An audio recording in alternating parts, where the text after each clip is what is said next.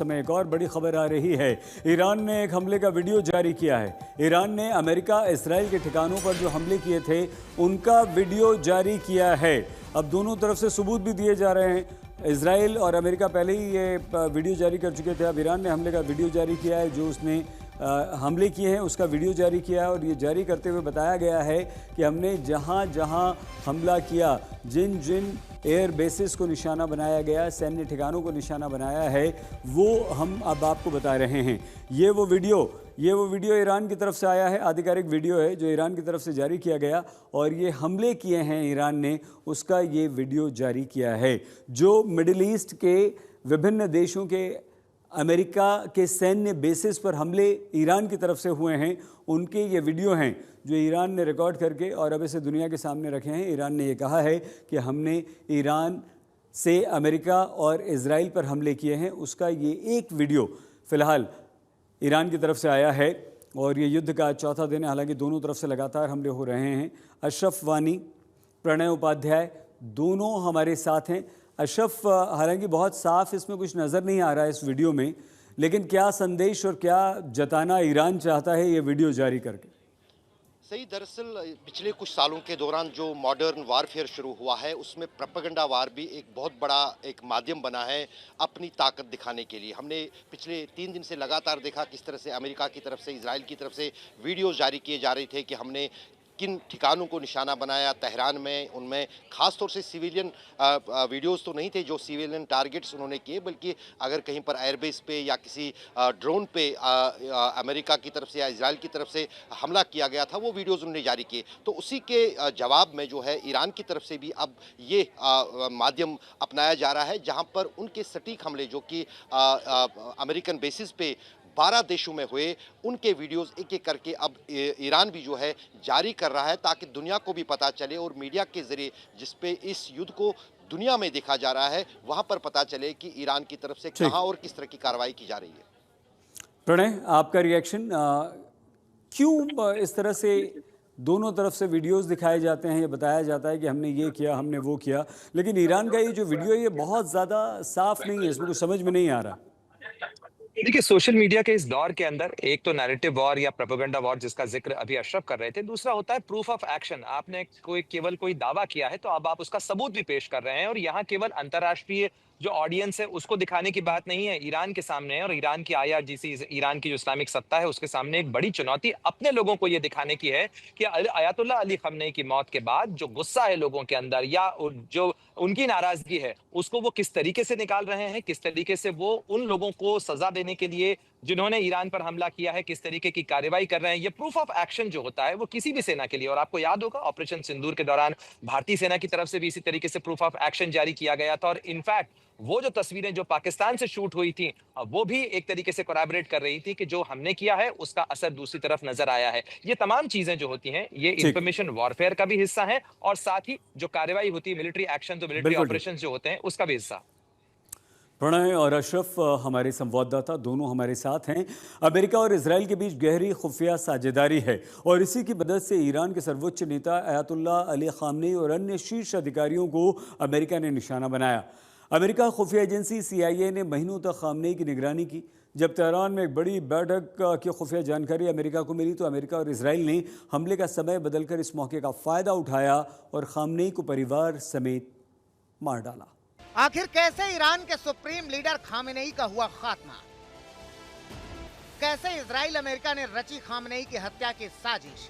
आखिर क्यों ईरान अपने सुप्रीम नेता को बचाने में नाकामयाब हुआ? वैसे तो ईरान इजराइल की जंग की तारीख बड़ी पुरानी है, लेकिन इस मौजूदा जंग की शुरुआत ईरान के सुप्रीम लीडर खामेनेई की हत्या के साथ हुई है। और वो हत्या कितनी बारीकी के साथ प्लान की गई थी, इसका खुलासा अब सूत्रों के हवाले से धीरे धीरे होने लगा है। सूत्रों के हवाले से खबर है कि खामेनेई की हत्या से पहले इजराइल ने पास्चर स्ट्रीट के सारे मोबाइल टावर्स भी हैक कर लिए थे।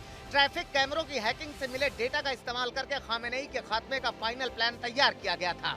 ईरानी सत्ता के खात्मे की प्लानिंग वैसे तो इजराइल ने 25 साल पहले ही शुरू कर दी थी, लेकिन इस ऑपरेशन पर असली अमल 2023 के बाद शुरू हुआ था, जब हमास ने इजराइल पर हमला किया। इजराइल ने तेहरान में अपनी आंखें बिछानी शुरू कर दी। तेहरान के सैकड़ों ट्रैफिक कैमरे हैक कर लिए गए। इन कैमरों में एक ब्यौरा जमा किया जाता रहा, खामेनेई के साथ कितने बॉडीगार्ड तैनात होते हैं, वो कब ड्यूटी पर आते हैं, कब जाते हैं, किधर से आते हैं, कहाँ रहते हैं, किसकी सुरक्षा करते हैं, ये सारे ब्यौरे करीब 3 साल से जमा किए जाते रहे। इसके अलावा मोसाद के भर्ती किए गए एजेंट्स के ब्यौरे भी जमा किए गए। इजराइल का एडवांस सिग्नल इंटेलिजेंस यूनिट 8200 इस काम के पीछे था। मोसाद ने लोगों को भर्ती किया, मिलिट्री इंटेलिजेंस का डेटा देखा गया। इजराइल ने खामेनेई को मारने का प्लान तैयार कर लिया था और ये तैयारी बहुत पहले से चल रही थी, लेकिन इसके बाद इजराइल ने जो प्लान बनाया वो ईरान की भनक के बाहर। आज तक ब्यूरो। एक बड़ी खबर इस समय आ रही है। खबर हमें ये मिली है कि एक बार फिर से इजराइल और अमेरिका ने तेहरान पर हमला कर दिया है। एक बार और हमला ईरान पर हुआ है और ये हमला इजराइल और अमेरिका का हमला है। काफी देर की शांति के बाद एक बार फिर से हमला, नया नेता चुनने वाली जगह पर हमला किया गया है। मतलब अब अमेरिका पूरी तरह से ईरान के जो नए नेता हैं उस पर भी अपना कब्जा करना चाहता है, उसे भी अपनी मर्जी का बनाना चाहता है। खामनेई के उत्तराधिकारी को यहाँ पर चुना जाना था। ईरान के तेहरान में जिस जगह पर यह हमला हो रहा था, वहाँ जिस जगह पर यह बैठक हो रही थी, वहाँ पर हमला हुआ है। प्रणय, इसका मतलब क्या हुआ? नया नेता अब ईरान अपनी मर्जी से नहीं चुन सकता है, अमेरिका से के साथ बातचीत की टेबल पर आना पड़ेगा और ट्रंप की वहाँ भी चलेगी। देखिए, बातचीत का तो अभी कोई गुंजाइश ही नहीं है सईद। इस समय जो हालात हैं, इस समय तो बम बारूद बरस रहा है। बातचीत की गुंजाइश तो तब होगी जब दोनों में से कोई एक पक्ष हो, जब आप लीडरशिप को ही टारगेट कर रहे हैं। इस समय स्थिति यह है कि ईरान की नई लीडरशिप के चुनाव की जो प्रक्रिया थी, जो खबर मिल रही है उसके मुताबिक उसी को टारगेट किया गया है। यानी अली रजा आरिफी जिनका नाम माना जा रहा था, या मुज्तबा जो खामनेई है। तो अब ये जानकारी नहीं है कि उस बैठक के अंदर कौन कौन था, लेकिन जो समाचार एजेंसी रॉयटर्स के अनुसार खबर आ रही है उसके मुताबिक तो इसके अंदर उस जगह जहां असेंबली चल रही थी उसको टारगेट किया गया है। ये लगभग वैसा ही मॉडल है जैसा कि हिजबुल्लाह के साथ में किया गया था। यानी हसन नसरुल्लाह को मारने के बाद जो सेकंड लाइन और थर्ड लाइन ऑफ लीडरशिप थी उसको टारगेट किया गया, या इस्माइल हानिया और याह्या सिनवार को जिस तरीके से हमास के लीडरशिप को टारगेट किया था इजराइल ने, ये लगभग वही मॉडल है जिसके ऊपर चलते हुए यहाँ पर नजर आ रहे हैं कि टॉप लीडरशिप के बाद में जो सेकंड और थर्ड लेवल की लीडरशिप आ सकती है, उसकी जगह ले सकती है, उसको भी टारगेट किया जा रहा है। खत्म किया जाए। प्रणय और अशरफ हमारे साथ हैं। तो एक बार फिर से इसराइल और अमेरिका ने ईरान पर हमला किया। इस बार हमला उस जगह पर किया है जहां नया नेता चुनने के लिए बैठक चल रही थी। इसराइल और अमेरिका को पहले से मालूम था, अगर हम खामनेई को कैसे मारा उसकी बात करें तो उन्हें ये पहले से मालूम था कि खामनेई उस दिन क्या करने वाले हैं, और इसीलिए पॉस्चर स्ट्रीट के आसपास के सारे मोबाइल टावर्स को जैम कर दिया गया ताकि किसी का फ़ोन ना लगे और खामनेई की सिक्योरिटी में लगे किसी भी गार्ड को, किसी भी सिक्योरिटी अधिकारी को इस हमले की सूचना तक ना मिले। क्या था इजराइल और अमेरिका का ये परफेक्ट खामनेई मर्डर प्लान? देखिए।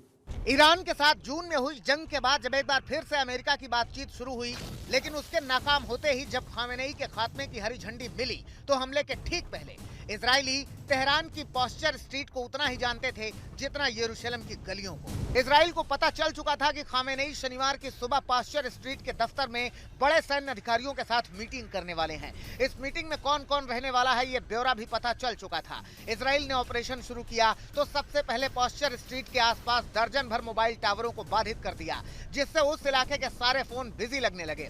ऐसा इसलिए किया गया ताकि खामेनेई की सिक्योरिटी टीम को कोई वार्निंग न भेजी जा सके। उधर इजरायली जेट हमले से पहले सही जगह पर सही समय पर पहुंचने के लिए घंटों से उड़ान भर रहे थे। हमला सुबह 8 बजे के दिन के उजाले में होना था।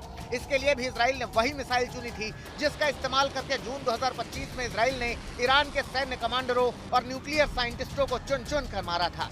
इतनी प्रिसीजन वाली मिसाइल के साथ इजरायली फाइटर आसमान में पहुंचे। इनमें इजराइल ने वही ब्लैक स्पैरो मिसाइलें रखी थी जो 1000 किलोमीटर दूर से भी मार कर सकती हैं, और निशाना इतना सटीक कि एक डाइनिंग टेबल पर बैठा हुआ टारगेट भी बच नहीं पाए।